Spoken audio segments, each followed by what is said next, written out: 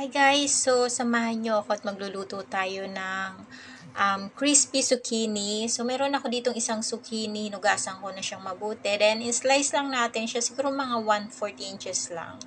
Then, kailangan natin dito ng flour, breadcrumbs,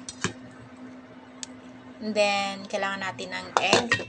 So, yung egg, nilagyan ko siya ng salt and pepper. So, konting salt lang siya guys. So, dip lang muna natin yung zucchini sa flour.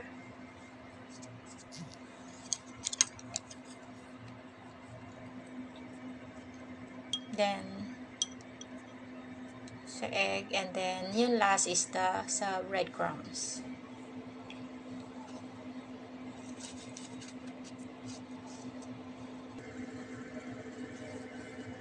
So, ayan na siya guys. Is ready na natin siyang i-fry. So, kahit hindi ito deep fry guys, kahit hindi ganun karami yung oil nyo, crispy pa rin ang kalalabasan nitong zucchini.